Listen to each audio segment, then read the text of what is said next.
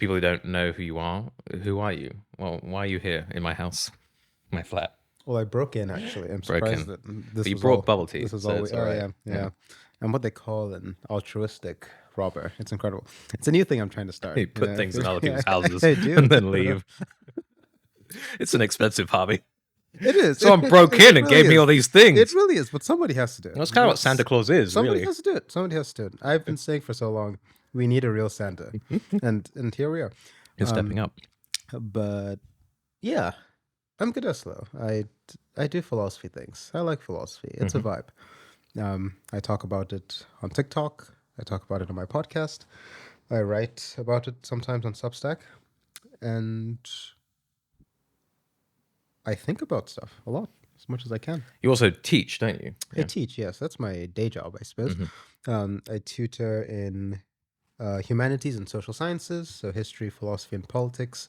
I teach international students foundation year courses. Sweet. And you've been in London for a couple of years now, you said? Or... Yeah, so this is my third year Yeah. now. Yeah. Wicked. Awesome. Yeah, I mean, we connected obviously over TikTok, occupying that highly regarded, highly esteemed philosophy space. Yeah. Which is cool. I guess to begin with, what do you make of, like, what's your experience of making philosophy videos on TikTok been? Like, do you find that in terms of like comments, you feel like your messages are landing? It's been like it's a useful educational tool. Yeah. What's your experience of it been? Yeah. I don't know if the landscape of the app has changed a lot since I've been on it. It likely has, but it feels as though in the early days, the thought of doing philosophy things on there might have been a bit of a weird one. Yep. But then at some point, I kind of started noticing that people were having very interesting conversations on that app. People were putting their academic content out there. Like academics were doing their scholarship on there. I discovered your videos, which was kind of a big inspiration, honestly. I was like, oh, Thanks, people man. actually care, which kind of does make sense. High I effort. suppose. Yeah. Out there. Yeah. People kind of vibe with these things, and I kind of started thinking of TikTok as like it's like a public park. And there's just all sorts of things happening there. Like if you're standing in the middle of the park, in one corner, there's like teenagers dancing. In another corner, there's like a couple fighting. In another corner, there's like some of the most important political conversations of our time. In another corner, there's people doing philosophy. In another corner, people are doing music. And it's a place where people can do anything. And I think once you do that, like almost anything can probably find an audience. And so I wanted to specifically do African philosophy stuff because I know that it can be very hard to find African philosophy things if you don't know what you're looking for. And so initially that was my thing, and I just kind of figured that I'd get like a solid 1,000 people who would be a fan, and we'd like form a little community and just vibe in the African philosophy world together. And as it turns out, there's a lot of people who care. Yeah, appetite for it. Yeah. And so that's been incredible. Especially, as you say, like I was certainly extremely ignorant of any sort of African philosophy prior to seeing your content. I think it certainly helps having something completely unique that you can bring to the platform. If people are listening and don't know anything about African philosophy, would you give any? How would you describe it or introduce it? That's the question, isn't it? Yeah. It's like saying summarize Western philosophy. Yeah. It's Well, how would you introduce it? well, it is a tricky one because there's two common ways that the phrase African philosophy is used. Like we can use it to mean like the act of Africans doing philosophy, and if we take that direction and we try to figure out, well, who are some of the first philosophers, and what's the history of the tradition in this sense, that's a bit of a complicated question. We're dealing with a large expanse of time. And we have to go like into the ancient world, hang out in Egypt for a bit, see what was happening there, Egypt among other places. And so with that scope, it's a bit tricky to navigate sometimes. And so I tend to limit myself to academic African philosophy, which is some of the new movements that have been happening over the past couple of decades, like since the 60s, basically. And I think it's a bit more manageable because it's slightly easier to tell the story of the discipline that started in the 60s and like all the conversations people had about what is African philosophy? Does it make sense to have an African philosophy? What about any discourse makes it philosophical? And what would a philosophy need to be in order to be African? These are all the questions people were Yeah, asking at the beginning. I guess you kind of have to assume an answer in order to answer the Yeah, question in the yeah. first place, don't you? Yeah. Yeah, and it definitely took a while. It took a lot of discussions. Like in the 60s, in the 60s, 70s, different philosophers kind of took a shot at trying to answer the question, and you get ideas like, well, African philosophy is any philosophy done by an African, which is maybe the most intuitive answer to the question, but doesn't quite work. Because I mean, if I write an essay on like Kierkegaard, like is that African philosophy? Kierkegaard's No. now in the group. Yeah, yeah, Yeah. Here we probably are. not. And then there's also just saying that, well, it has to do with philosophers who are African, like in Africa, geographically, which might be fine. So, like St. Augustine, for example, who's from, I think, what is now Tunisia, might be considered an African philosopher. But at the same time, obviously, his philosophy is well, Christian and theological and all that stuff. And we can give him the title of African philosopher, But I is it suppose. useful? But yeah, I don't know Yeah. if it really adds Yeah, anything to yeah. anything. And so there's the geographical aspect. Then some would say that, well, it's an African writing about African issues, which I suppose is fine, does make more sense. But I think once more we're kind of left with the question of what does adding African to philosophy kind of add to anything, and are we suggesting that there's something like completely distinct about African philosophy that makes it very different from all other traditions? And if so, what exactly does that look like? And that's basically been the question that a lot of people have been trying to answer recently. So people have been being more radical with the whole thing, suggesting that, well, philosophy is about method, and at the heart of method is logic. And so for African philosophy to be distinct, it needs its own logic. And so we have philosophers playing around with quote unquote new forms of logic to try and distinguish African philosophy in that way. But I think in the simplest form, to kind of try to answer the question of what African philosophy is, I think that there are fundamental questions that all people ask. And I think the place out of which you philosophize not only influences the questions you ask, but the answers you get to those questions. And in its simplest form, African philosophy involves the questions and answers that have arisen, that have come out of the African experience, whatever that might look like. And some of those questions are potentially specific to the African experience, and some of those questions aren't. Some of them are universal human questions that just happen to be answered by people living in African cultural environments. And so all of those questions and answers, I think, however they manifest themselves, form up African philosophy. That's awesome. Is there with your experience within academia, something whereby, so I discovered when looking at philosophy courses and philosophy modules at the universities I attended and friends who studied philosophy, I was frustrated because in my teenage years, I sort of acquired an interest in Eastern philosophy, but then was sort of saddened to discover that the only real place you could study that in an academic context was under not philosophy but Oriental studies. Yep. And so it seemed like it wasn't really either taken seriously or just wasn't. There was like an implicit, this isn't the same, whereby you have a course called philosophy, and we don't study Taoism here.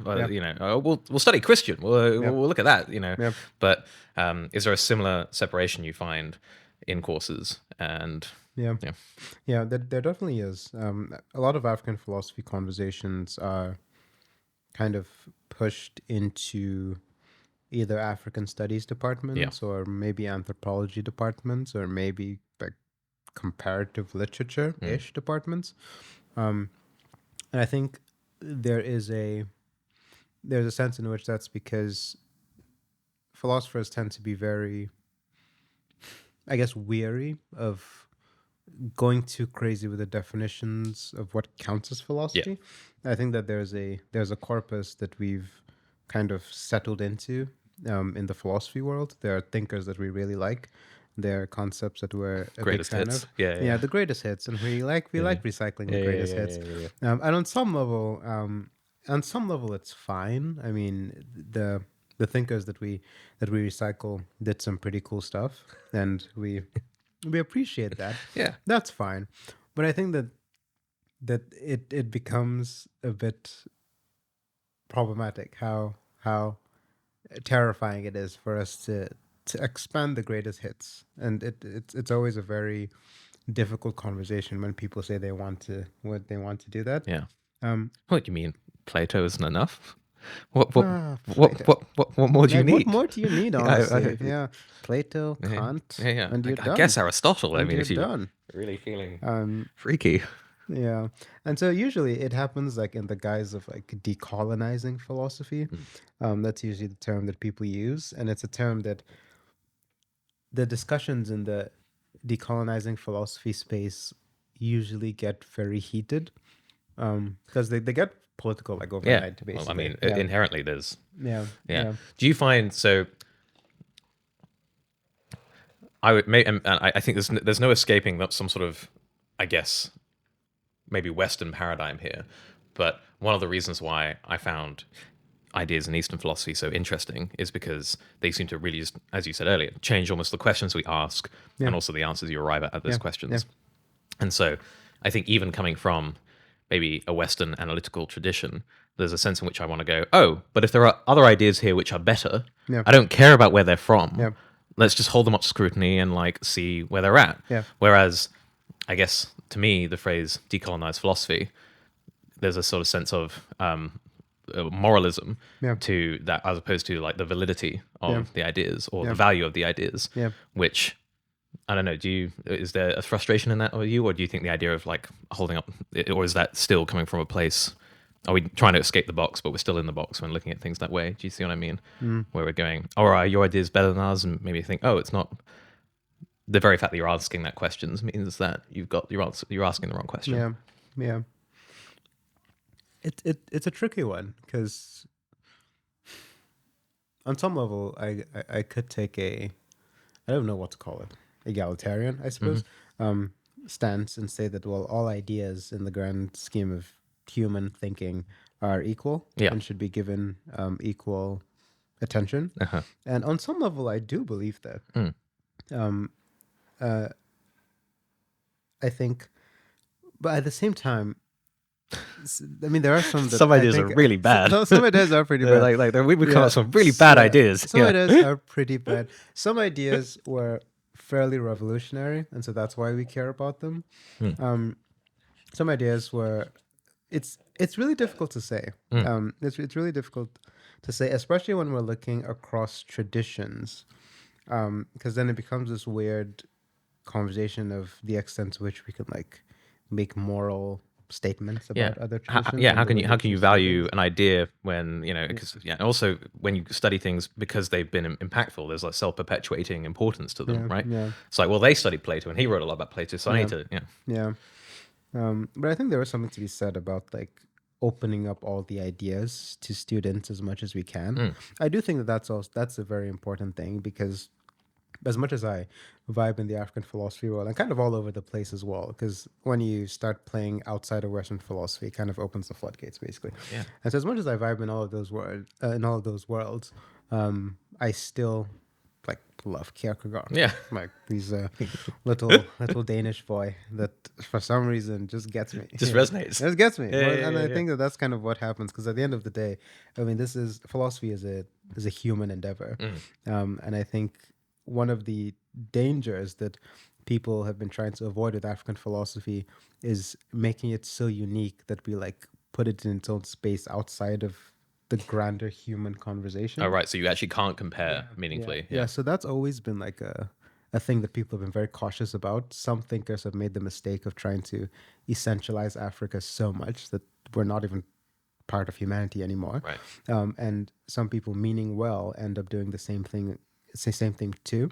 And so that's why it's always been this very delicate line to walk in the African philosophy world of what we're talking about. Is philosophy great? It's unique, great, but it's still part of the human endeavor. We're not talking about something so different, which is why the African logic conversation has been somewhat controversial. Because what would the implications be to say that there's like a type of logic that Africans have?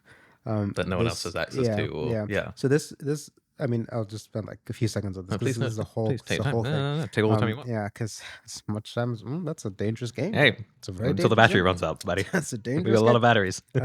Yeah, but that's because the African logic conversation started out, like simply put, in a fairly racist sense.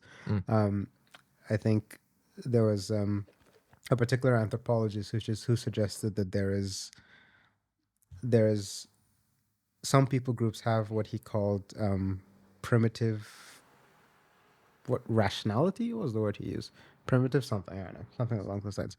I think Lucien Levy-Bruhl was his name, and I think the name of his book is Primitive, whatever it is, rationality or something.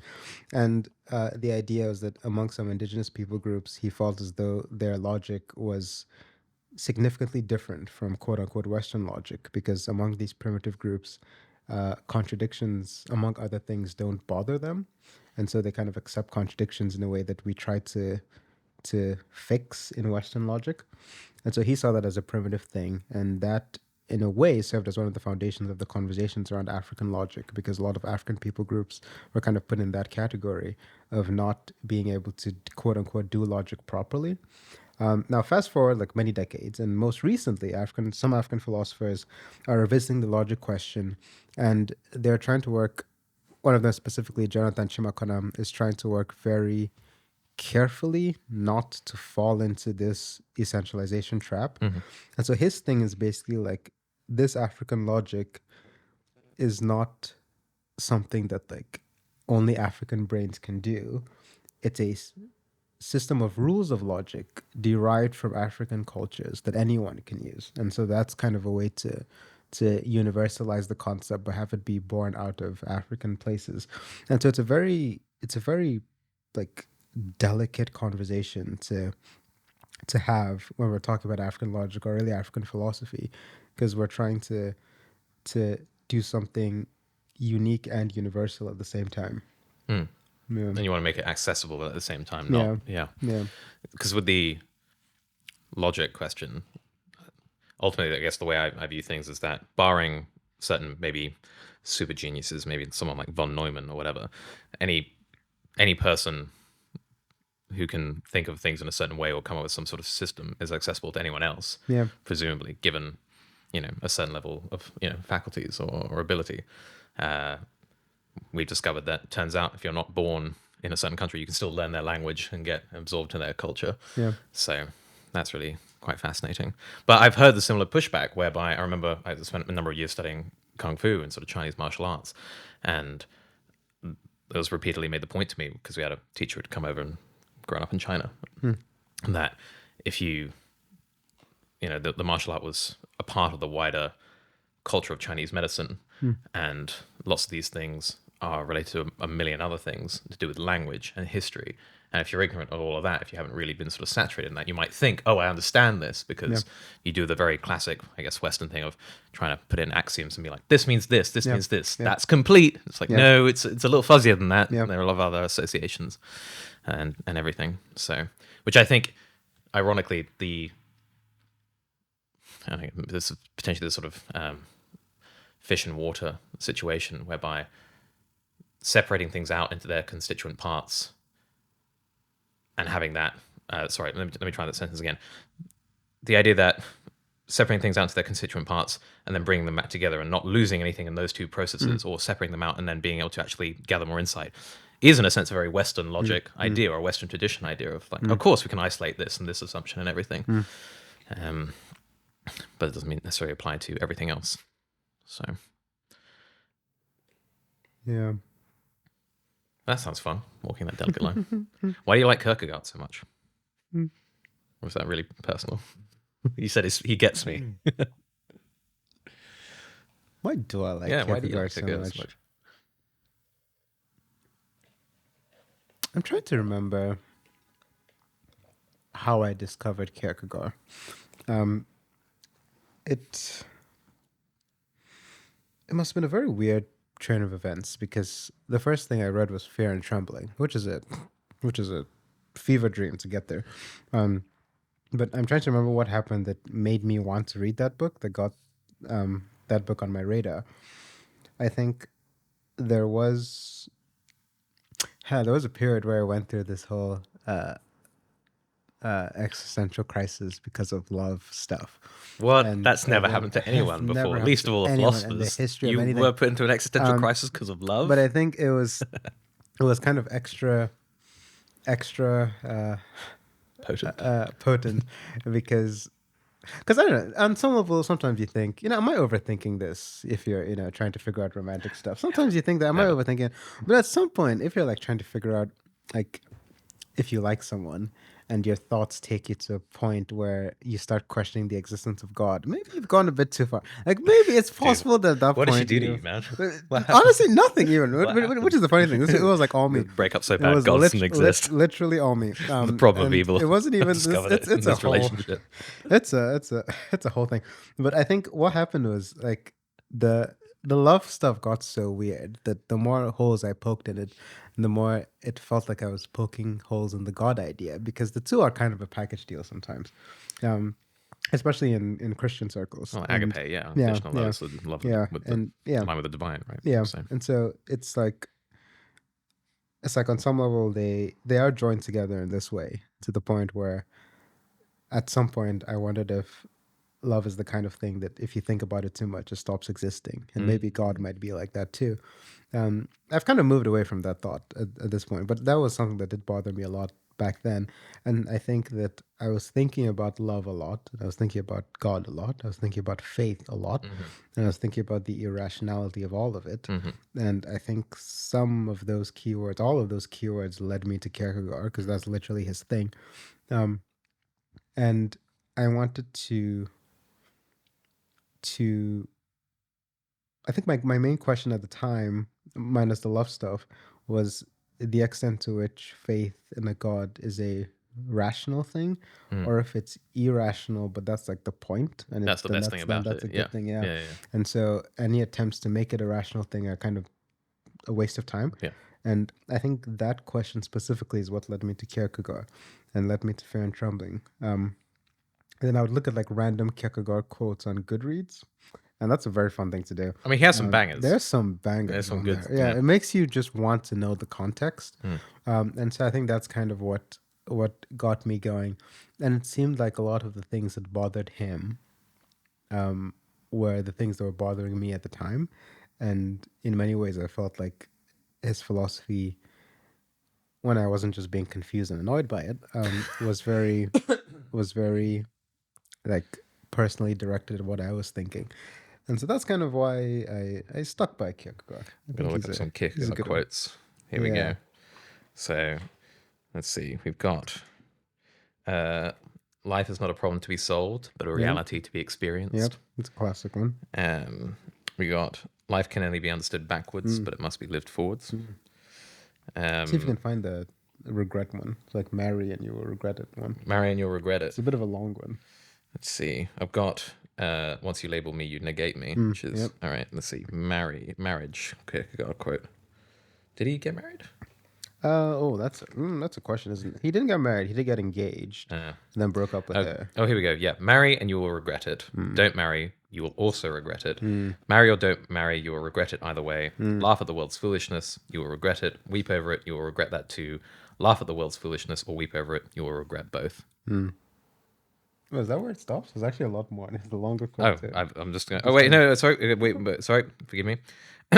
Believe a woman, you will regret it. Believe her not, you will also regret it. Hang yourself, you will regret it. Do not hang yourself, and you will regret that too. Hang yourself or don't hang yourself, you'll regret it either way.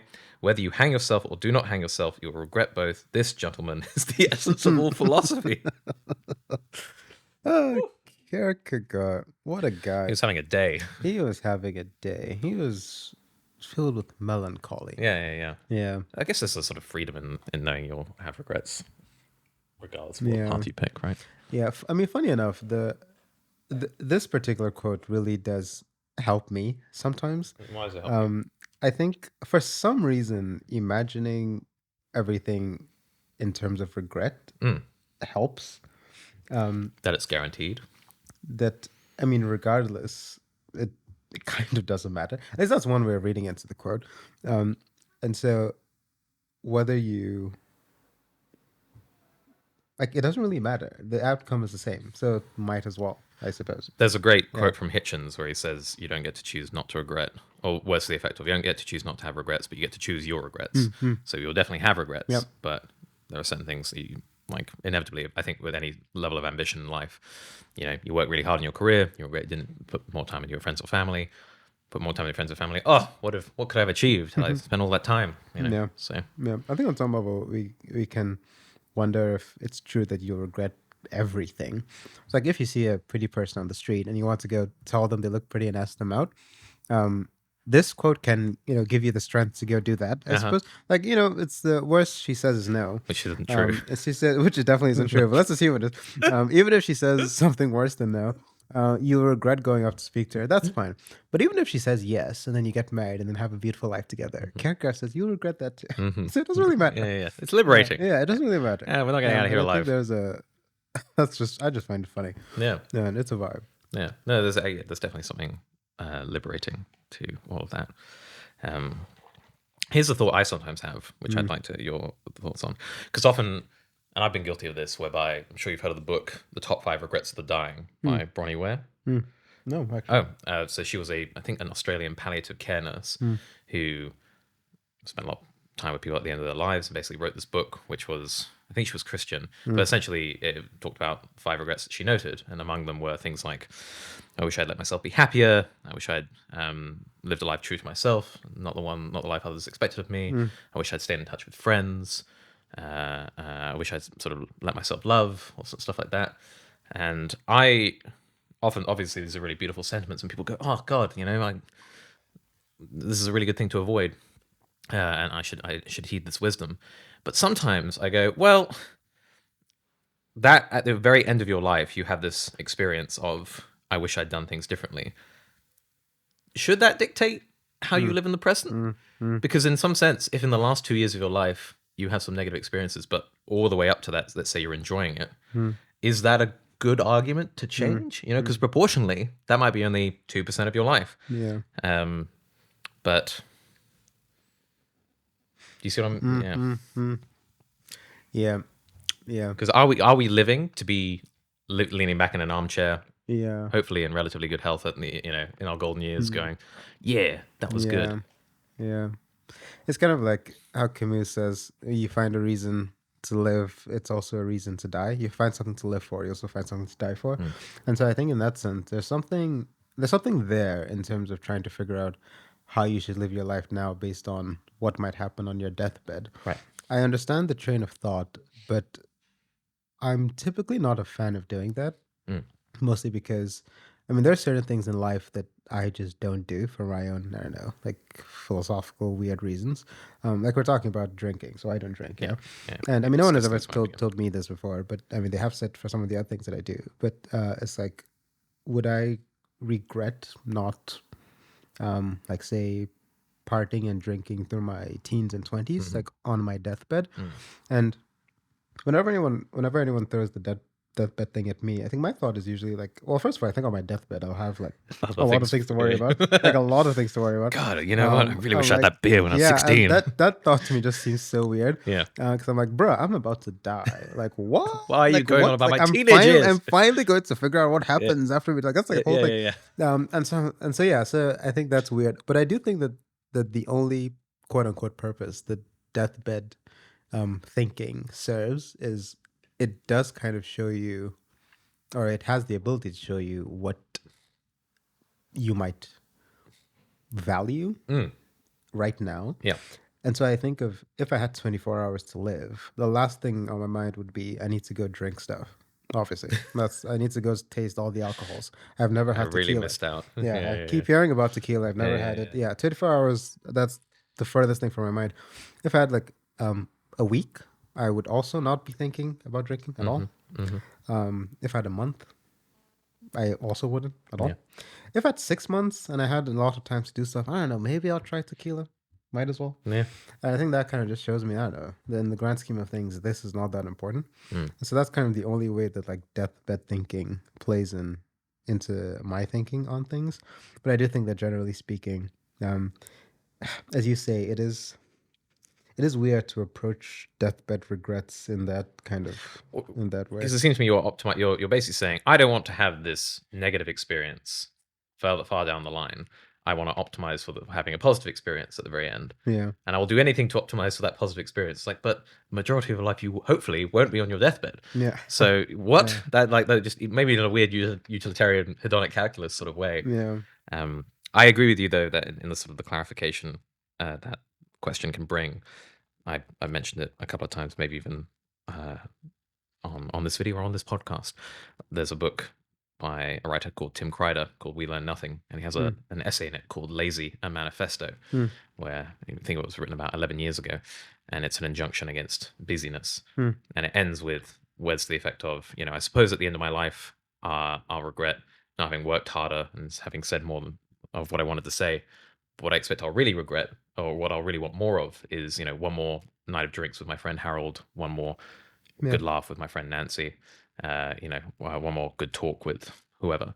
The best usage of my time is to spend it with the ones I love. Life is too short to be busy. And I was like, it's kind of Yeah. Well, I mean, on that, so you recently turned 30. I did. And then, yes. Unless that's a secret, in which case, never mind. No, it's you fine. recently It's out turned there. 22. Yeah, That's great. yeah, You yeah. look My great. passport details are online. It's all right. Nice. You don't look a day over 30. It's fine. Anyways, well, at this point in life, would you say you have any regrets? Yeah, of course. Yeah, absolutely. Well, but this is, I think, the trouble with asking someone who thinks about philosophy a lot. Yeah, because that's going to be part of my question. head is going, no, I don't, because I wouldn't have changed anything. Yeah, If I changed anything, yeah. then I wouldn't be who I am today, Yeah, and all that sort of stuff. But I think I certainly have things I look back on, which if I was greeted with that same situation today, I would act differently. And so, I guess in that sense, yes. No major ones. I also think of the Chinese proverb of I think it's the son of the farmer, or which goes, good luck, bad luck. I don't know. Do you know this sort of proverb? I think it's something like, boy and his father work on a farm, and one day their one horse runs away, and the boy and the son goes, "Oh, this is terrible, Dad. We've lost. This is such bad luck." And the father's like, "Oh, good luck, bad luck. I don't know." And then the horse, a couple of days later, comes back, but it brings back 2 wild horses with it. And then the son and the villagers go, "Oh, how lucky! Oh, it was actually good luck." And then the father's like, "Oh, good luck, bad luck. I don't know." And so then the son tries to sort of tame these horses, and in the process of doing so, one of them lashes out and kicks the son's leg and breaks it. The villagers go, I knew that was bad luck. Like, there's bad luck. And then the farmer's like, oh, good luck, bad luck. I don't know. Yeah. And then the army comes through the village and conscripts all the young men. But the son can't go because he's got a broken leg. And then, the villagers go, such good luck. Now your son won't go and die in war. And the father's like, oh, good luck, bad luck. I don't know. So, I think there's maybe Dan Carlin, or there's a quote which is something like, you don't know what your bad luck, or what worse luck your bad luck has saved you from. So I don't have God's eye. So yes, do I have regrets? Absolutely. But I'm also ignorant as to what could have been otherwise. I mean, do you think that... I mean, that's a big cope. Yeah. So kind of like how people say that... well, do you believe that like everything works out for good? You one of those people? You know what? If I have any faith, that is one I try to cultivate. The idea that, and I actually kind of got this from my friend Killian, who is a brilliant guy, but Killian it is just Murphy. Killian Murphy. That's Name crazy. drop. Whoa, his name's Loman. That's so casual. Honestly, I spoke at his wedding a couple of weeks ago. He's like the most accomplished person, and also so likable. It's deeply frustrating. He's an Oppenheimer. Yeah, he built the bomb. Built the bomb. Yeah. The idea that things are going to be all right in the end. He literally, without any sense of, which I think plagues me and a lot of people I know, of self-criticism and sort of irony, he will say straight-faced, don't worry, Jack, because it'll be all right in the end. And if Hmm. it's not all right, it's not the end. And he'll mean it. He'll mean it. He'll fully say that. And I think Yeah. that's something I do.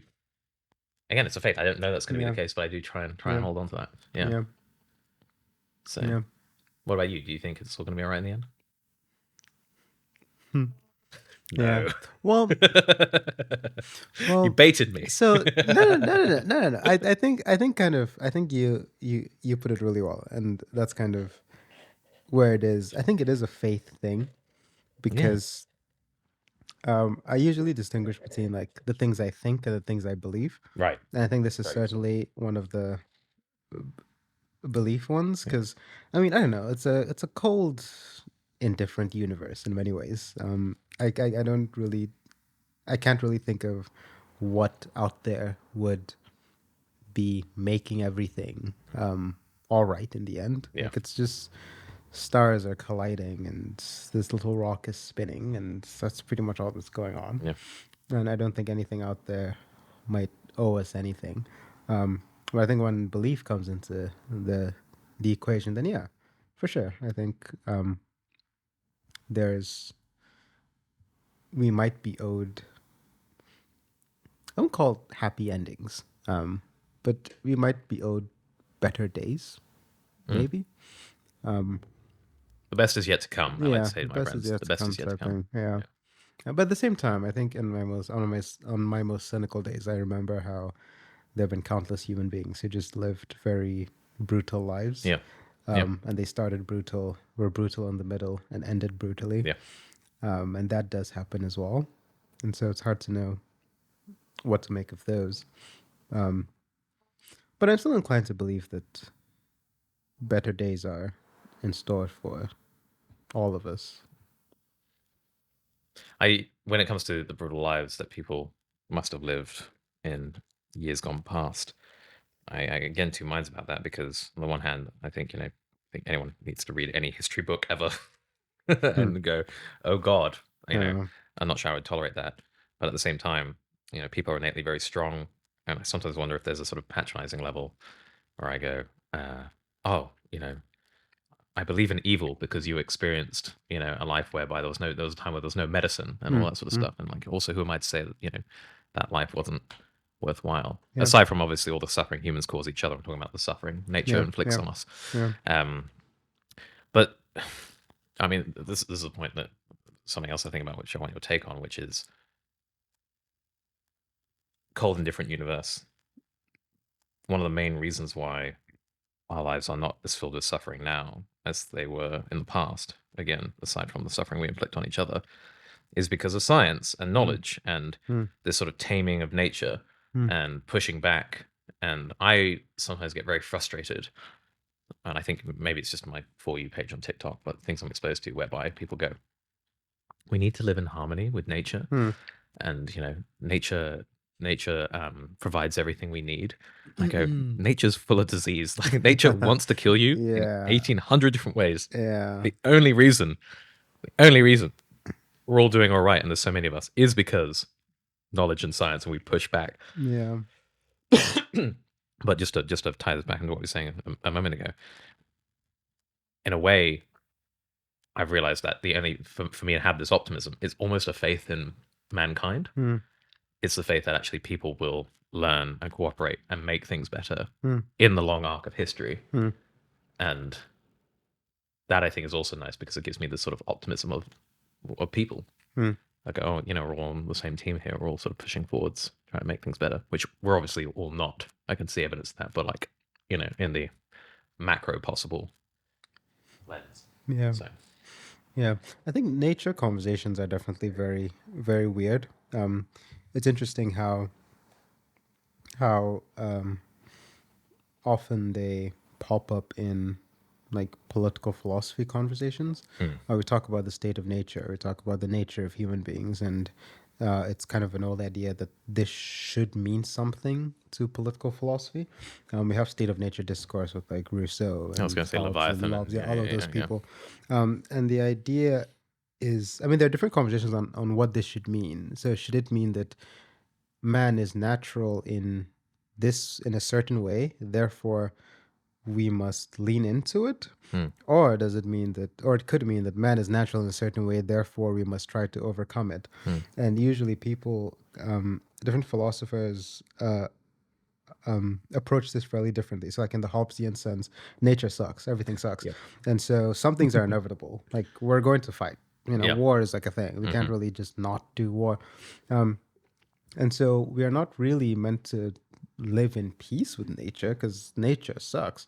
But then in another sense, maybe in a slightly Rousseauian sense, it's like nature isn't that bad. It's kind of vibey, and we can maybe find a way to live somewhat at peace with the whole thing.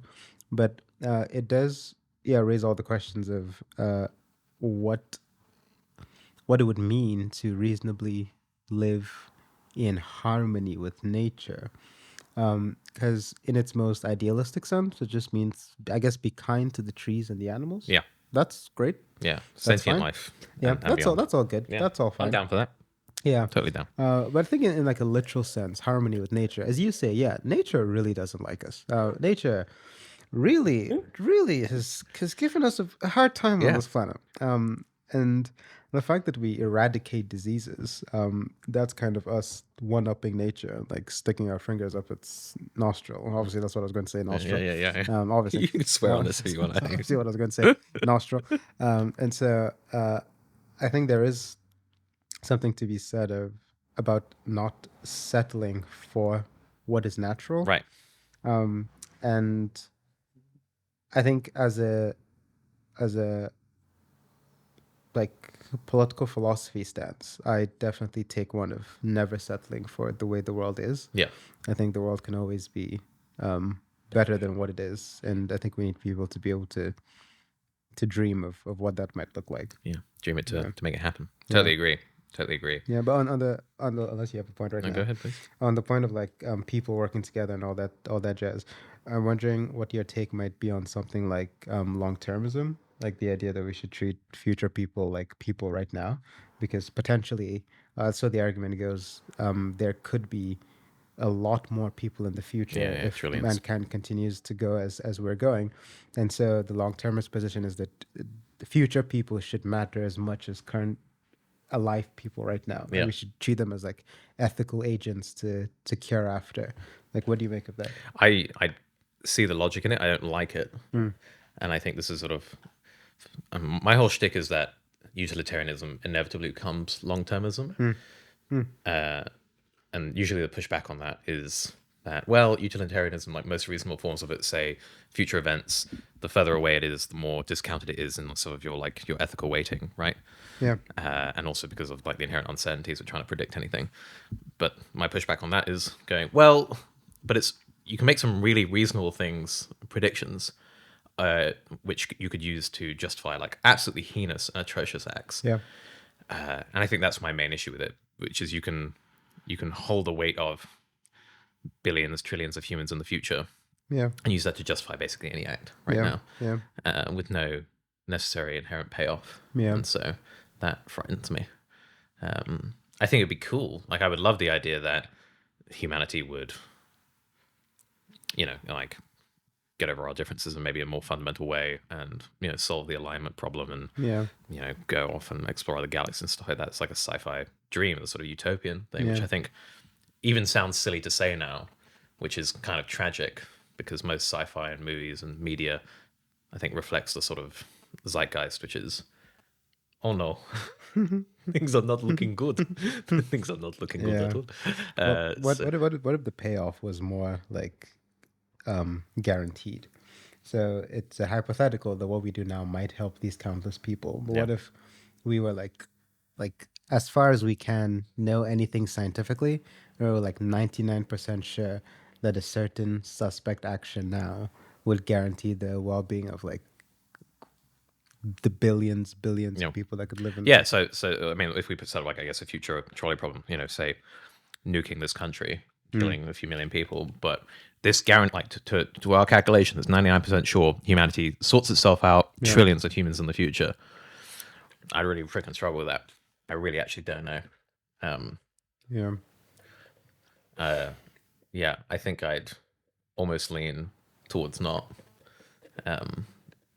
saying that's not okay. But then I'm not utilitarian.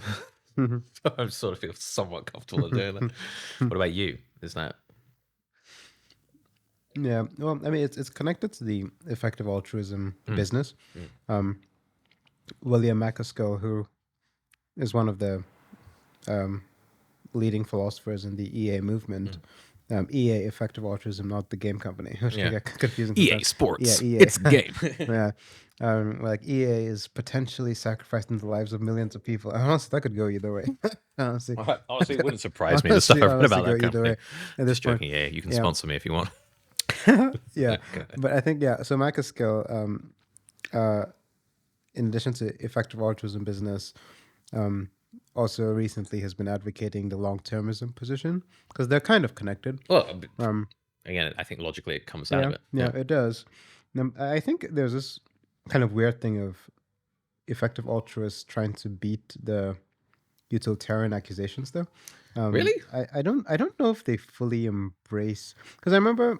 So just in case people don't know what effective altruism is, my understanding of it is basically trying to use sort of maths and reasoning to try and maximize the amount of good you can do. So like the highest impact sort of activities you can do to benefit humanity as a whole. And so you may, I guess a simple example is my friend who identified it with a while. He was like, I could go volunteer or I could go into finance. And if I donate, say, 30% of my salary to this cause, I actually help more people by doing that, even though it's an ostensibly less noble action for me to go into finance. Actually, if you actually look at it like rationally, I will be doing more good if I follow that line of action. So, That's EA basically. How can you do the most amount of good possible for you wherever you are? And that could mean all sorts of things. In some cases, it might make sense to not take an altruistic job, take a morally problematic job, like in finance or whatever. And not that all finance jobs are, they're not going to listen to this. They're not doing philosophy. They're too busy making money. It's fine. It's fine. Yeah, joke's on them. Finance bros, if you're listening to this and you're offended, just buy yourself something nice tonight. Just cry in your Lambo. No, joke's on them. They're out there making money. We're here talking philosophy at like 3 p.m. Socrates dissatisfied on a Thursday. But anyways, so EA kind of just focuses on doing the most amount of good possible. So now that stuff's good and fine. And I think them trying to avoid the utilitarian allegations, one of the reasons I think so is there was an interview out there with William MacAskill and somebody else who was kind of questioning the EA movement. And the person questioning it likened EA to utilitarianism, and MacAskill kind of pushed back against that. And I was like, well, utilitarianism is about this. EA is slightly different. It's not necessarily utilitarian, which is weird because, I mean, it kind of is. I'm kind of like maximize the amount of good. I feel that's it kind of greatest really good for the greatest number. And I think, I mean, EA, it becomes it looks a bit sus sometimes because they do have a lot of, I guess, friends in high places, I suppose. I think a decent amount of billionaires are a fan of EA as an ethical concept, which immediately makes some people point out that that's a red flag. I mean, you're trying to come up with an ethical framework that's meant to make the world a better place, and billionaires, the people on your side are billionaires. Like, okay, something a bit sus going on there. But yeah, in either case, I think I would say that EA, if it's not pure utilitarianism, certainly has under and overtones of the philosophy. And I know Peter Singer is a fan of it, and he's a utilitarian. Yeah, he's a pretty weird guy, but that's besides the point. But wait, what was the question? What were we talking about? How do we get or the long-termism business, and like kind of what I think about it. I think that the long-termism stance is similar to EA in my mind, in that I'm with them like 100% to a certain point, then they lose me. But I'm not 100% sure where that point is. Because conceptually, I think they make sense.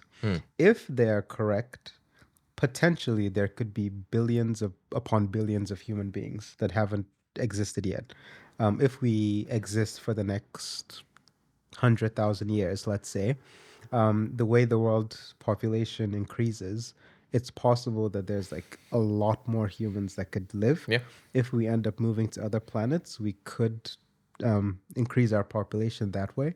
And the question is, should we care about them as much as we care about people now? And maybe that's where they lose me. Because should we care about them? Yes. Yeah. As much as we care about people now? I don't know. Yeah. But at the same time, one of Mike Skill's arguments is that humanity right now is like a teenager in the grand scheme of its life. And he makes the fairly bold claim that like we are living in maybe the most important time ever to try to make change for the future. And, it's a weird claim to make because, I mean, everyone's probably always said that they live in the most important time ever. But his justifications for it kind of make sense.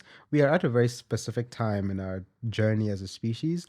Technology is in a very special place. Like things have changed a lot even in the past like 5 years. Oh yeah. AI does some like pretty crazy stuff, and it grows at a pretty rapid pace. And we are at a time where a lot of things are fairly new in the history of our species. We have the ability to blow up the whole planet. I mean, we've had that for like a couple of decades now, but in the grand scheme of the planet, now blow up multiple now it's like we could blow up multiple planets now. And so like all of these things, I think to him kind of set the stage for this being a very important time to decide how much we want to care about the future people. And so do the future people matter? Yes. As much as all the ones are alive right now, I don't know. But it kind of makes sense that we should. It kind of makes sense that they do matter kind of a lot. Yeah. I just don't know what's like reasonably. I've got two justified arguments there. in this which sort of like are in my head where I can try and, I guess, one sort of refutation. So you're aware of obviously there's the standard trolley problem, which a lot of people say in principle that you can try and justify pulling the lever, kill the one, save the five. Yeah. And then the follow up to that is saying, okay, you've got 5 patients in a hospital, each needs a different organ to live. You've got a healthy person walking by the hospital.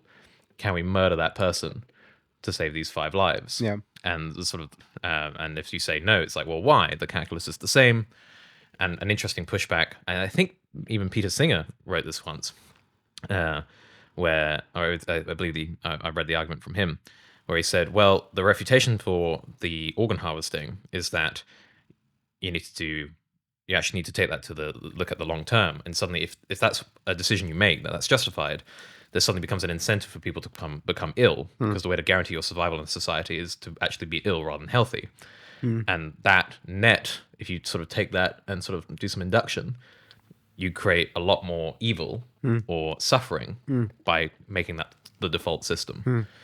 And so I wonder if you can make a similar case with the long-termism, where you say, okay, well, if we make a choice today because of the billions, trillions of people who could live in 1,000 years' time, that means that we can justify any decision using that, which in itself will lead to a series of bad decisions and lead to an apocalypse. That for me would be a sort of, I guess, a meta pushback. And of course, it may be wrong because it's sort of, I guess, a refusal to engage with the terms you said, which is, if you do this one thing, there's a 99% chance. Yeah. But maybe you can say, okay, maybe there's one decision, but then someone else comes along and goes, oh, I think I can guarantee this if I kill these people or do this unethical thing. And then another one says, I can do this. Da-da-da. Yeah. And if you do everything justifying it with the future, you can justify anything, and bad things happen. Yeah. So that's one thing that I think about then. But then the reversal of that is sometimes I think about, do you ever maybe I'm really into space, and so sometimes I'll have like a couple of months go by and then I'll do like a deep dive and watching like old Kennedy speeches about the Apollo program. And something I feel like was really present at that time for America and for other, and I guess in Russia too, was this sense of this really inspiring, we're going to win the Cold War through means of going to the moon and that sort of stuff, of like, here's this inspirational mission which we can all get behind, and it's something really almost this powerful metaphor of this thing we've looked up at our entire for as long as our species has had eyes, or as mouths have had vision. We've looked up at this thing and we're going to land on it. What I think is so lacking now in a lot of the world is some sort of future vision which we can get excited by. Yeah. And so I think you could even make the reverse argument to what I just did, which is you can say, well, no, maybe this idea of like, no, if we get things right, there's going to be trillions of us, and we are going to go to the stars, and that's why it really does matter now. And so actually, rather than justifying anything and leading to like tragedies in the modern day, you say no, it's going to be a reverse, because it's it's what the Hamilton planting seeds in a garden you never get to see. It's like suddenly we start living for future generations and doing that sort of like act of generosity, and that could actually revitalize things rather than the short-term hedonism or nihilism, which are my two specialties. Yeah. Yeah. I don't know. What do you make of those two? Is that my talking nonsense or No. Yeah. They definitely. I mean, no, not yeah, but like, yeah. I mean, no. Yeah. They definitely make sense. I think that if especially on the second point, I think if there was like some sort of plan put forward that would involve the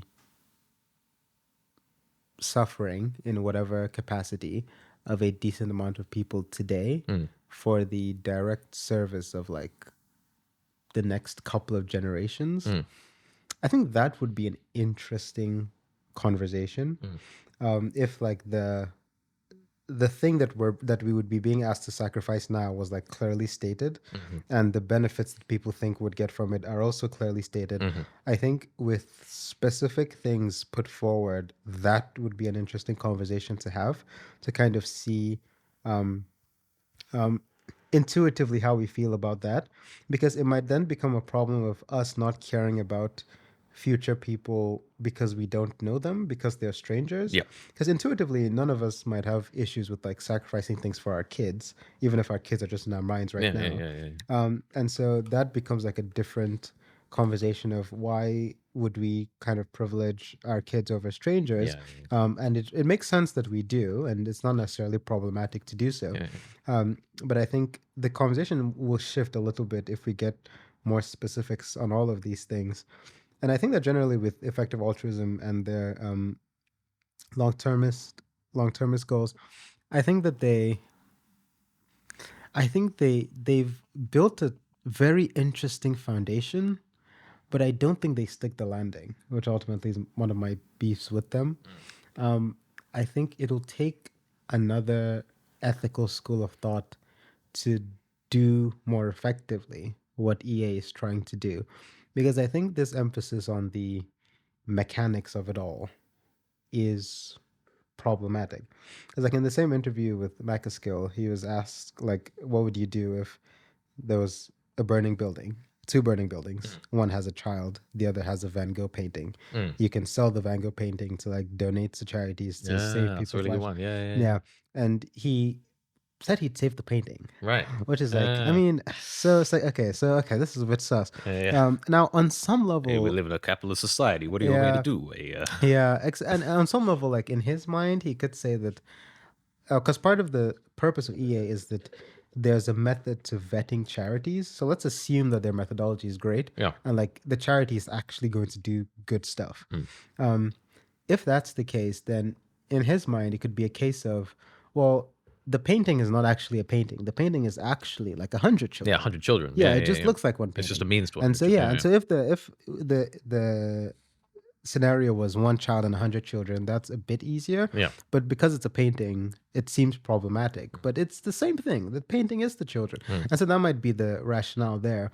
But it nonetheless still feels wrong. Yeah. And on some level probably is wrong. You'd be like, if you did that, you'd be like, dude. Yeah. It's like, bro, like it's like ash on his face holding the painting. It's like, yeah, so that's unfortunate. I'm going to the auction house right now.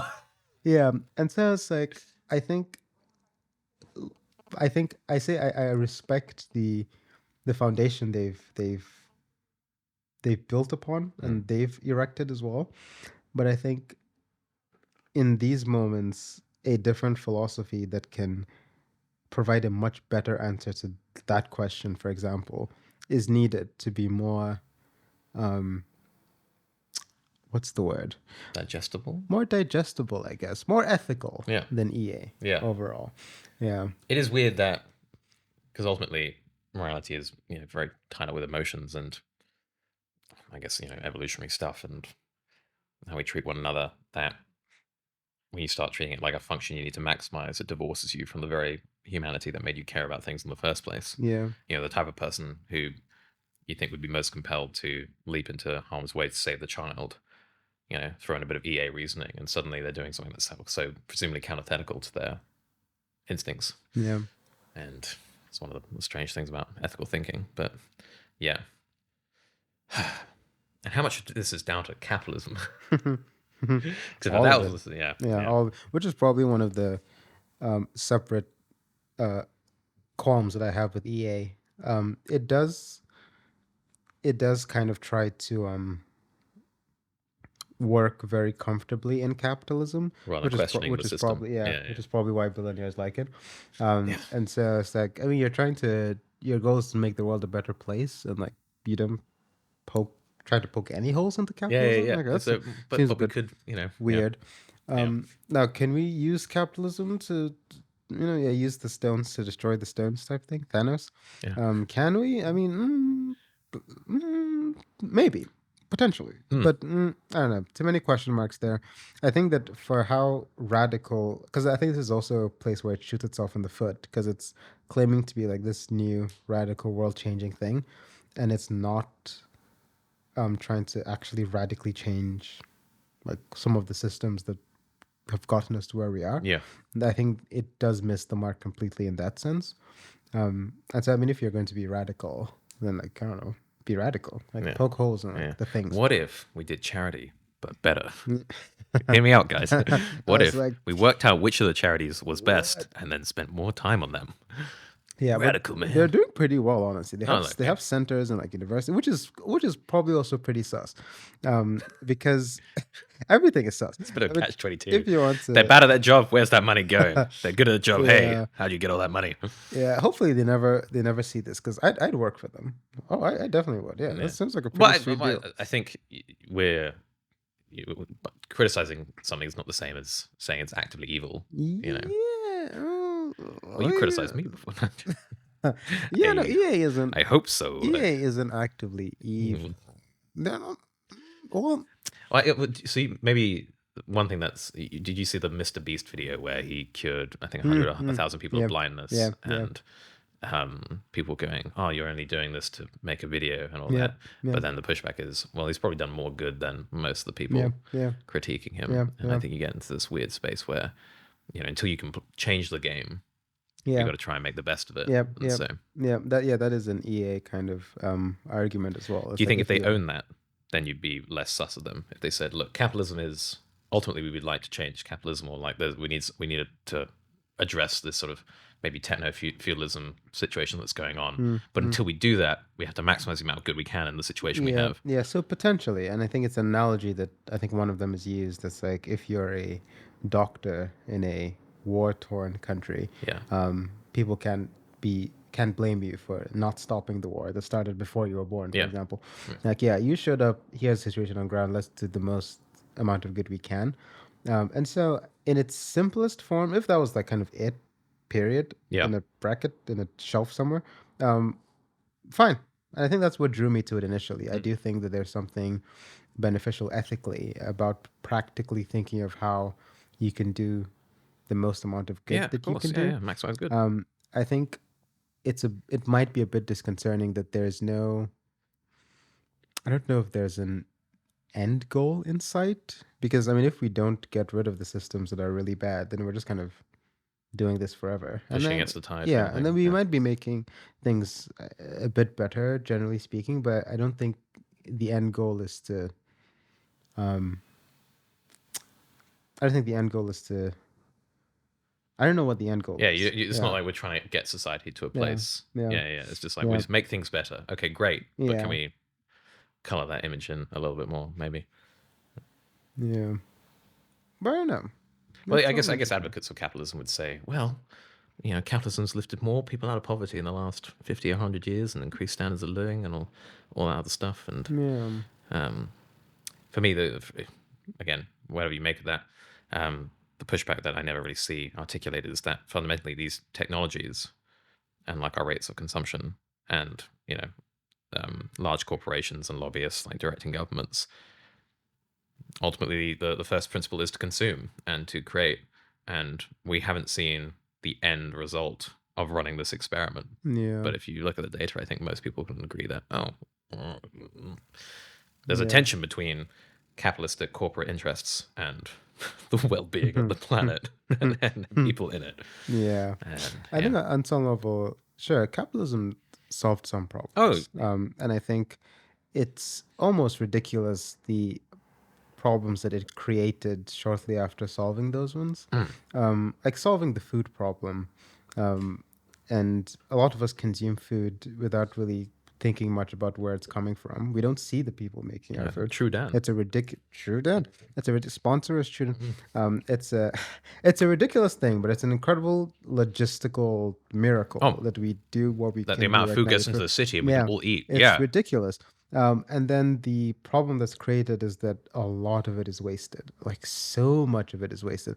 And not only is so much of it wasted, it's wasted in places where there are literally people without homes starving. Or like laws where you can't give leftover food at the end of the day to people in need. It's just like and so that's most just maddeningly. Yeah. Yeah. Which is kind of one of the reasons why, in a kind of fun roundabout way, one of Marx's things is that capitalism is necessary so that we can get socialism, so that we can get communism. And it's kind of for this reason, because capitalism, Marx acknowledged to a certain extent that capitalism is definitely great at making money and creating a lot of stuff. And when the conditions are right, then you transition to socialism. And then when we do that for a bit, then we get rid of the state or whatever, and then utopia stuff. But I think capitalism is a thing. Well, ironically, this comes back to what we were talking about earlier, which is the fundamental nature of man. Because again, like you had the capitalist argument of like, well, people are just naturally competitive. People are only incentivized by profit, and why would I work hard if the person next to me got the same amount for least amount of effort? And this is the way things have always been. And it's just nature, baby. But then I go, I'm sorry, is nature the best system? Survival of the fittest? No, we transcend this. The idea of sorry, your baby was born premature. Survival of the fittest. We ain't gonna do it. It's like no, we can intervene. We can change this. Yeah. It's funny enough. I was listening to talk by Olufemi Taiwo a while ago. He's a philosopher. He's a Nigerian philosopher, and he was talking about, I think it was modernity and like the Enlightenment and all of that jazz. And he was like, yeah, so the tools of modernity, the tools of enlightenment are the best tools we can use to create a truly fair society. But then he was like, but even if we create a fair society, it still won't be a good one. Interesting. And then he just stopped right there. It was like during the Q&A of his talk. Yeah. Goodbye. And so he just stopped right there, and then we kind of moved on. And then we were hanging out like after his talk, and then somebody brought that up again. I was like, what did you mean by that? And he was like, I mean, there is fairness, but there are things higher than fairness. And when we get to those things, then we can create an actual good society. Because as much as we say we want a society that's fair, where everyone gets what they deserve, there's something ethically higher than that as well. I think you and I were talking about this when we were talking about heaven back in the day, heaven and hell and all that jazz. Because on some level, if we lived in a universe where the bad people were punished for eternity, well, whoever defines what bad people are, the bad people are punished for eternity and the good people enjoy themselves forever. That's fair, quote unquote. But I'm left wondering if that's a good universe. Well, to me, that seems inherently disproportionate. Yeah. Because there is no amount of suffering, even if you wanted to, that you could cause that would level off an eternity of punishment. Yeah. And so I go, wow, that's pretty harsh. And so like the universalist perspective, at least in the theological sense, where like everyone ends up in heaven, is a very interesting stance, because it basically just means that our universe is one where at the end of time, at the end of everything, all people will forgive each other Yeah. and like live together again. Yeah. And it's not going to be fair because we can easily say there are some people that shouldn't be there. Yeah. But in this new universe, um, the forgiveness will be genuine. And that seems like a good society in a way.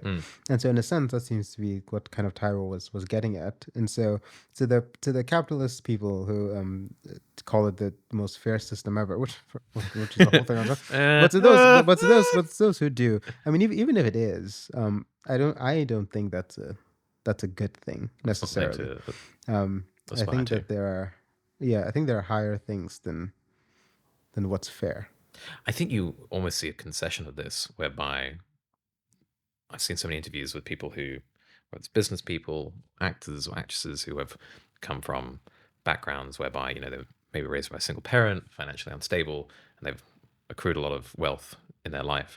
And sometimes people are asked about, how are you going to raise your kids? Because they might come after an anecdote of like, oh, my work ethic comes from the fact of, I was very poor growing up, and they say, oh, well, you'll see, like they look after their kids, they have a trust fund, or I think in the case of Gates' family, or certain or maybe Warren Buffett, they're giving lots away to charity, but ultimately they are far more comfortable than the environment in which their parents grew up in, and there's a sense of you want to do what's good for the people you love, and while I'm sure they want to foster a sense of hard work, and I'm sure they do in many cases, and I don't think you need to be impoverished to have to be conscientious in any way.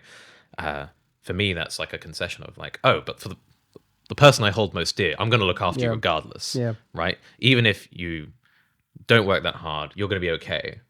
And that's like, oh, but is that fair? Because I think the sort of hard line of like, I worked for this, I got this, you can work for it too, just dig down deep. Oh, but for my kid, oh yeah. And for me, I don't think that's something to be ashamed of in the same way. Like, look after your kids. I think that's a great thing.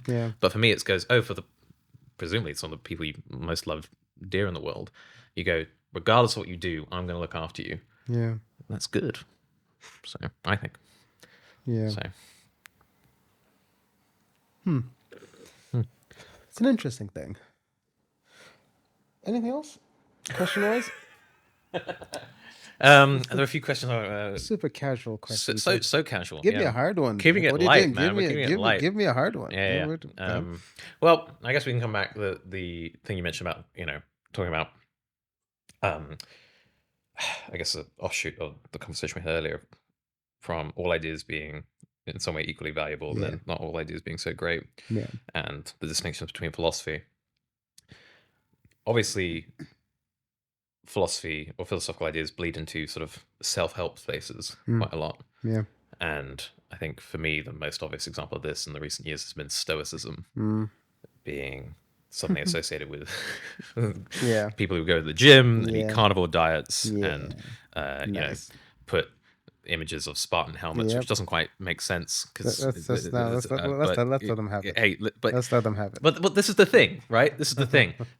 So sometimes I watch this and I despair because I go, that's not Stoicism, or like you're using the essentially the idea of like, here's this ancient philosophy and coded old ideas are good ideas, or like secret knowledge to overcome obstacles in your life. Hidden as something like, again, hidden text is be better than other people, get ahead of the competition, reduce your pain. And here, the Stoic idea of only care about the things which are in your control, not the things which are out of your control, or whatever. There's a part of me which goes, no, you're missing the bigger picture, and you're so much of it you're losing, and this is a bastardization. But then at the same time, I go, well, there's no patent on Stoicism. Who's to say? And like, ideas get changed and misinterpreted and all that. Who am I to say, well, if this benefits some guy's life or some woman's life? It's a bad thing. So, do you have any strong opinions on the sort of overlap of self-help spaces and leveraging philosophical ideas? Yeah, I mean, there's Stoicism and there's Broicism, which is a thing. Yeah. I think that it's like, it is usually funny to me. You know, And Marcus Aurelius could bench 225. Not many people yeah, know that. yeah, a little known fact actually about Marcus. That was like, yeah, um, I think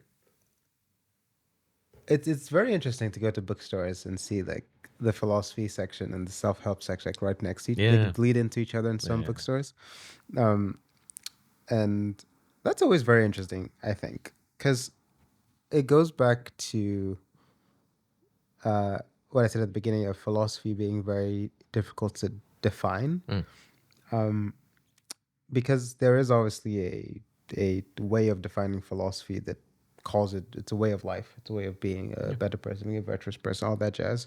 If you're analytic, then philosophy is not about any of that. It's kind of about thinking about numbers or whatever. And I think it does make sense that this way of life version is gaining popularity. I think that does make sense. And Stoicism is a very great candidate for a lot of people to latch onto, but not necessarily for the best of reasons, I think. And I think I started realizing this when I noticed that apparently there's a whole community of people who hold up Andrew Tate as a Stoic, as like a Oh, prime Stoic. really? Yeah. Christ. Okay. Yeah, so that was very interesting. Oh. And I think that it eventually became a thing of there's already a community of like, the logic debate bros online, the facts don't care about your feelings type people. Yeah. And I think Stoicism kind of fits into that world in a roundabout way. Be Keep your emotion. Don't be an emotional person. That's Conceal, like the don't most. feel. Yeah, conceal, don't Don't let them feel. know. Don't let them know. We should write this down. By this, actually pretty good. Yeah, this is some bars. Yeah. We should trademark this. Yeah. But I think certain parts of Stoicism do feed in very easily into that atmosphere, and I think some people might be adopting it for those reasons to kind of make them the optimal debate bro. Now there are obviously people who have found a lot of meaning in Stoicism. I have found meaning in the works of the Stoics. Obviously, that's what philosophy Some is. amazing ideas in there. That's what ideas do. It's a vibe. And I mean, as a general thing, I'm not really a Puritan when it comes to ideas, philosophy things. I think it's really all about vibes. You find meaning where you find it. If you have to change it to find meaning in it, then change it. Yeah. To find meaning. I think it does become a problem when it, instead of making you a better person, actually starts making you a bit of a less than ideal human being on this planet. And I think if you are trying to be the maximum level of debate philosophy bro that you can, Debate bro I maxim. don't know if that's the best thing for you as an individual or the people around you. And yeah, unfortunately, Stoicism lives in that world a lot sometimes. So that's kind of my only main beef with the whole thing. Yeah. I know. I think that's pretty fair. I'd agree with most of that. I'm sympathetic because I think the questions self-help tries to answer, and in many ways, the questions that a lot of philosophy tries to answer of, how should I live my life? Yeah. What should my goals be? What am I living for? What should I value? Yeah. How should I think about these things? And so, I don't think it's surprising that young men and women, or older men and women who are confronted with these questions, perhaps in sort of crisis point, they lean to those, and then this sense of like, oh, turns out a lot of people have thought about this in a philosophical sense. I think where, for me, the irony of Stoicism or Broicism is that the virtues that the Stoics held of justice, wisdom, temperance, truth, or thereabouts, or maybe I'm butchering those, but one of them is justice, of doing the right thing. And so, these methods were in a sense a means of making sure you were a useful agent in the world, of doing your duty, of benefiting society. Yeah. Whereas a lot of times they say this so that you can do better in your job or advance your own personal power, as opposed to this notion of like service to the higher good, which is interesting. And I think where you jump out of self-help into philosophy is when you start asking questions of like, well, why do you want to maximize your career? Yeah. Yeah. You know, why is that important? Yeah. Or Yeah. why are the things that you hold to be good? Are they good? Yeah. And so you're suddenly, I think self-help is, we're going to help you fire the arrow. Yeah. Where it becomes philosophy is, but why are you trying to shoot an arrow? What are you aiming at? Yeah. You Yeah. know, is this important? Yeah. And that is a less sexy question. I've yet to see a montage of some guy lifting weights being like, Yeah. Yeah. family time's more important than becoming a CEO of your own life. Yeah. Some things about the higher good and duty to society, Yeah. Yeah. which you may still disagree with, but Yeah. I definitely agree with that. I think there are more a decent amount of philosophical discourse questions is fairly a decent amount of it is not very glamorous, I suppose. yeah, absolutely. But the difficulty is kind of part of it's part of the gig. It's part of the nature of the whole thing. And so every now and then a pop philosophy thing pops up, which is again totally fine. I have no beef with any of that. But I think the important questions of like why we choose to do certain things, this is where it kind of starts falling apart if you're trying to kind of be a debate bro logic kind of looks maxing person, because the answer to the question of why you're doing some of the things you're doing are answered by, I guess, some of the figures you might be looking up to online. Yeah. And some of the figures are pretty sus. Yeah. Oh, well, the answers are like either because you want to be a man Yeah. / to get women, Yeah. or members of the opposite, or whichever sex you're attracted to. Yeah. And so it's to gratify desire or obscure and reduce insecurity, which again is fine if you're aware of that. Yeah. You do Like, you. yeah, if you want to, But- be Nietzsche and you care about the Ubermensch or whatever, I'm like, you know what? Listen, You know what? God's been dead a while, Used okay? We have to create our own values. Yeah. You know, it's a world we live in. Yeah, it's been interesting though. I think in general, I mean, if I see like someone like working out of the gym to like a Marcus Aurelius quote, I just think it's funny, honestly. But like like why not? Like I but think if that gets you, it's totally again, fine. yeah, you're right. Yeah. It's not. I think maybe the real, if it's part of how they get there to whatever it is, then that's just how they get there. I think, yeah, the irony is, for me, is there's usually more to it, and maybe someone can go, oh yeah, I'm really into Stoicism, big into controlling your reaction. It's like, oh, but there's so much more. Yeah, and You might find it really interesting. These terms do get a bit muddy, which is part of the annoying thing, the way terms change. Because I think recently I've been seeing people calling Trump a Stoic, in the Wow. sense of like he's going through a lot and like He's handling it really well. Did you hear the Chosen One song? Yeah. About him? Yeah, right. Yeah. So he's the Marcus Aurelius doesn't have a song about him. which is that I'm aware of. hilarious. Yeah. And so I mean, on some, I mean, yeah, that is stoicism. You know, you're going through stuff, but you take it like a man, I guess. Yeah. Whatever that means. But then again, steel manning. The idea yeah. it's not like the Stoics are the first to come up with the idea of like there's only so much you can control about the outside external events. Turns out that idea's popped up in lots of other philosophies as well, and so then we get back to the whole labeling issue. So, what a whole thing. Cool. Okay. Well, if people want to find out more about you, where would they go? Well, I'd say close your eyes and look inside yourself. Really, I think I'm inside everyone. Wait, hold up. Let's rewind. Let's rewind. I'm inside all of you in many ways. In their ears right now. I'm in the ears. Obviously, that's what we meant. Obviously, absolutely nothing else. Yeah, and anyways, Godesulloh. I use my first name for everything because I'm the only one that has it, so that's nice.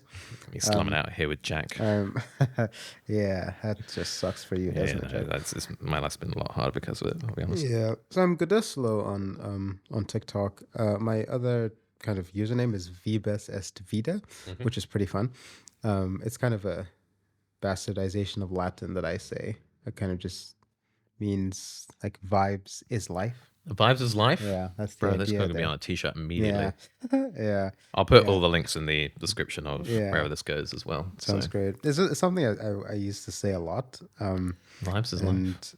And I thought it sounded cooler in fake Latin. And because it's fake Latin, I get to say Vibes instead of vibes. And so I was like, Vibes Est Vida. And I was like, honestly, sounds pretty good. Are you telling me that there isn't a Latin word for vibes? I'm shocked. That's actually a good question. I should look They into probably had they're vibration. probably- Things shook back in the day. That's true. That's true. I Okay. should, but if I want to, well, if the word is really good, But for vibes, Vibes sounds cool. yeah, if there's like a really good word for vibes, Yeah. then I might change it because why not? But yeah, Vibes is Vita will find me on TikTok. Yeah, I do the philosophy business on TikTok and Instagram. I do my music stuff on Instagram for the most part, and yeah. Sweet. Writing? Do you have like a blog anywhere or anything? Yes, I do Substack. I write Substack? essays on Substack. Cool, I'll put that in as there as often well. as I can. Yeah, the link is on my TikTok / It's my all Instagram. cross-pollinating. Yeah, they're all together, so that should be nice. And I'm on Spotify. I play music on Spotify. What kind of music do you make? It's a great question. I can play it in the outro. It's a great question, Jack. What kind of music? It's the like almost oxymoronic term that we have to use. That's like contemporary classical. Contemporary classical. I think that's Piano? kind of. It is kind of all over the place, admittedly.